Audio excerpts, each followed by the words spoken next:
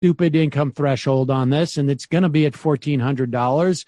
But when it comes to the $15 minimum wage, I don't really have a sense. I mean, last night, what we saw was a series, this vote-a-rama, as they call it, is a way of Republicans bringing up amendments that they supposedly are going to be votes that will embarrass Democrats. And Joni Ernst thought she was being very, very clever. She brought up cannot raise the minimum wage to $15 an hour during the pandemic bill.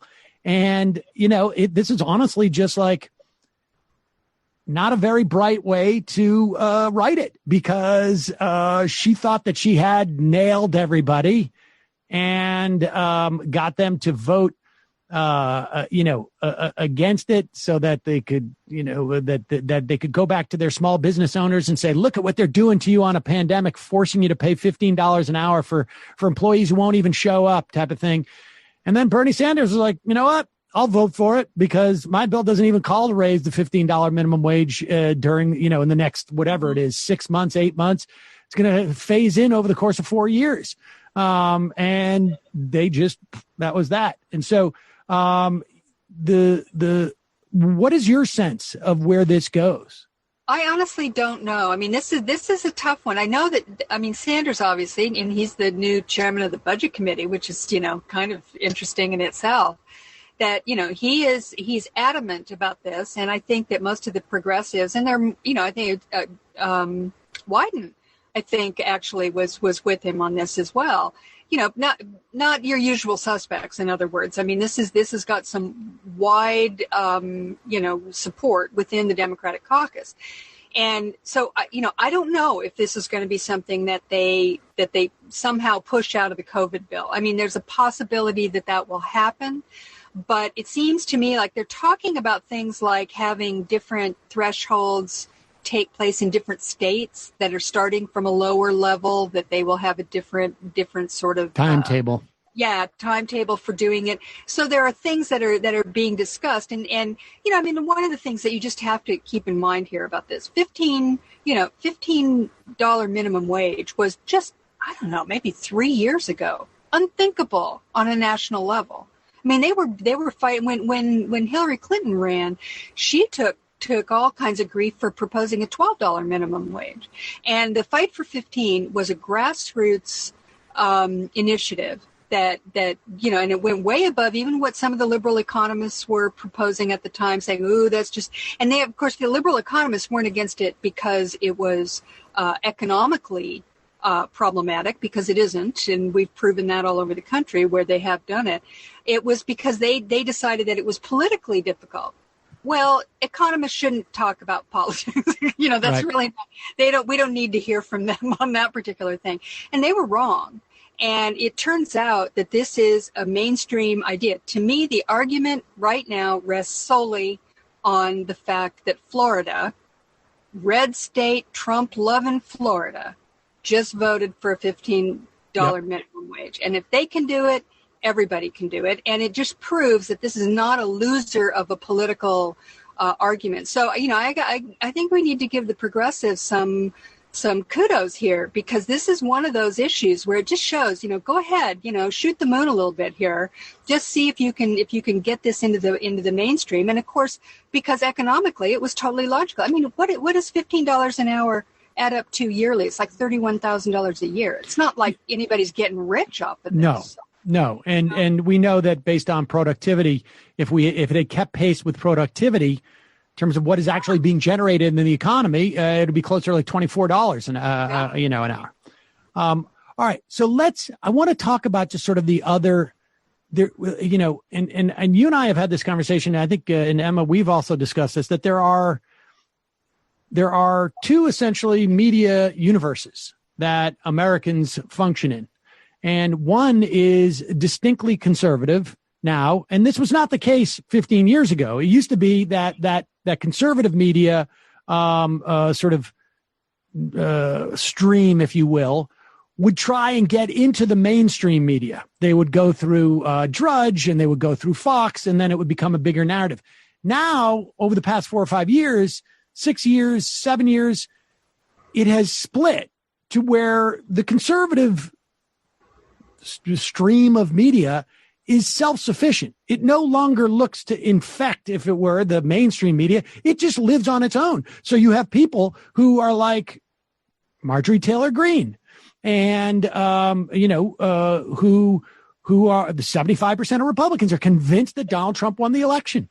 And so that dynamic now seems to be taking place a little bit in terms of the way that the politicians are operating, because we saw 10 members of the Republicans come to Biden and say, okay, 1/3, we're offering 1/3 of the COVID relief.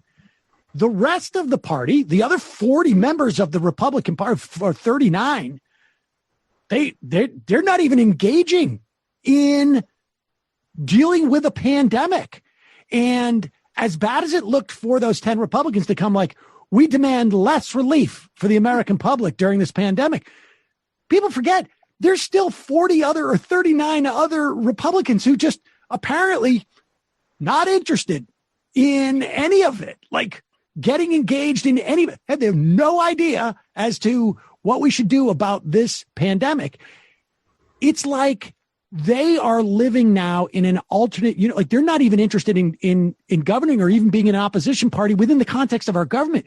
They're just like becoming this sort of like cultural force that happens to show up at the Capitol a couple of days a week. Well, you're absolutely right. I wrote it after we spoke about it. I was thinking about this, and I wrote about it for Salon this morning because it's really fascinating to watch this unfold.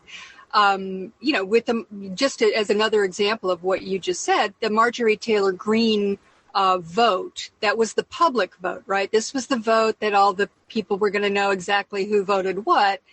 Only 11 Republicans voted to deny her committee appointments. And those 11 were all people who were specifically tied to certain things that she had said, like the Parkland shooting or 9/11 or things. Those people felt a particular sort of pressure from their own constituents to vote against her. And it was a risky move because then you've got all the Trump people who, come out and go, we're going to primary you. And they send Matt Gaetz up to Liz Cheney, whatever. But think about that. 11 of them, 199 Republicans voted essentially to support her and to say, yes, she's a mainstream member of our caucus and she deserves to be treated just like everybody else. The night before, on a secret ballot, they had voted to allow Liz Cheney to retain her leadership position. And because it was a secret ballot, they have plausible deniability, any of them, to tell their constituents, oh, no, I wasn't one of the ones who voted for her. I was on the other team. So what you're seeing is, what that illustrates is exactly what you're talking about. They are living in a completely, hermetically sealed bubble now that really has almost nothing to do with governing at all. Mitch McConnell, like I said earlier, he's kind of low energy about this. He comes out, he's trying to appease his donors. He's worried about his senators coming up in 2022 that may be in a purplish state where if they lose any more of those, suburban kind of, non-insane voters that don't spend all day watching Fox or OAN or Newsmax, that they know what's going on, and he's worried about them. So he's trying, but not very hard, because really his audience, his constituency in the Republican Party now is completely brainwashed by right-wing media, and they get nothing from anything else. You watch this happened this week with AOC, where, she came out and gave that, very moving sort of, recitation of what happened to her on January 6th. And immediately, the Fox News people turned to just mockery. They didn't engage with it at all. They just mocked her as being hysterical and a drama queen. And they, lying, comparing her to Jussie Smollett, the actor from Chicago, whatever that Chicago show was. But yeah. Yeah, so they didn't even want to engage with that. And so what that is showing is that the January 6th insurrection, they are now moving down to some kind of an urban myth, as if it was really just kind of a rowdy tailgate party instead of an insurrection, an attempt to overthrow an election. And this has got the Republicans They're out of it now. They are no longer engaged in governing at all, except for. That's the amazing thing about it, is like we've seen them engage in that type of behavior, but not exclusively. Right. Like there's no other part of like, hey, deficit reduction or whatever. Like they don't have any of that anymore. There's no, like they've always pursued these sort of like cultural, issues but they were in service of like trying to give them some strength to go in and hurt people economically. And they don't even seem to be attempting that. That's what's so. I think this is the analogy I think I used when we were talking the other day was like, they're not only like losing at the baseball game on the baseball field. They're not even fielding a team. They're out outside the park doing a contest about how many hot dogs are being sold at by the hot dog vendors. Like it has nothing to do with governance. They're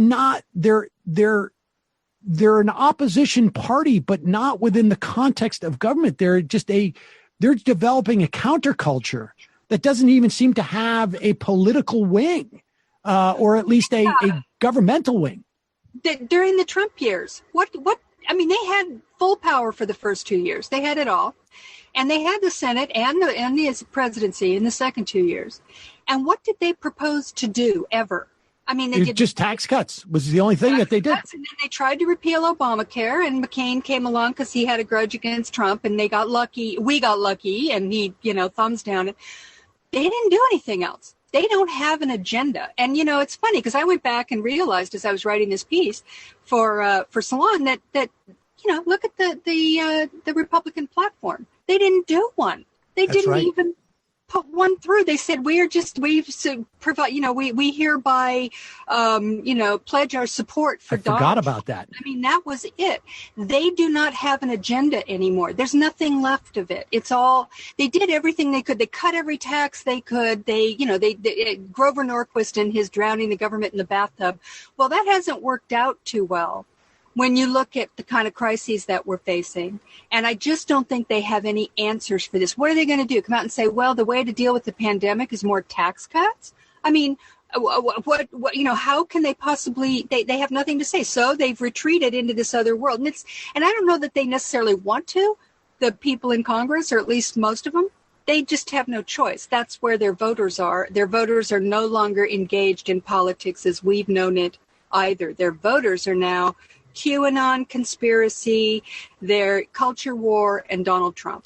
That's also part of why not getting rid of the filibuster is so ridiculous, because the Republicans have already done everything. They've already exploited the rules of the Senate to their advantage to this insane degree. So there's no what if? They've done it already. They've stacked the Supreme Court. They've passed insane tax cuts. They've been as extreme as possible. So then you got to kick back. You got to fight back a little bit. And you just have to go on and just do what you want to do. And the weird thing is that because the other side is so obsessed with this culture war stuff. If you watch Fox in the evening hours, and by the way, Fox is dying in the ratings. There's heavy competition coming from OAN and Newsmax, and I think a lot of their voters tuned out when when Donald Trump stopped, the star of the show was no longer available. But if you watch that, they are not engaged in any of this stuff. It's completely extraneous to what's going on, and that gives the Democrats an opening here. Just do it. It gives the Democrats an opening. It gives progressives an opportunity to sort of hold to account where the real problems are. This is very exposing. A lot of the Democrats now are a little bit naked in this situation because there is no chance of getting any of the Republicans. They've completely checked out. So now it's just up to you guys. And it's what comes about is a lot of the pretense is washed away of some of this. So it's going to be, we have two dynamics going forward that I really don't think, maybe the analogy is when the Democrats was less than a year, maybe when they had that super majority. People forget the first 2 years of Obama, Franken wasn't in until June. And then by January, Kennedy was gone. So there was really about 6-8 months there, I think, where they had a supermajority. But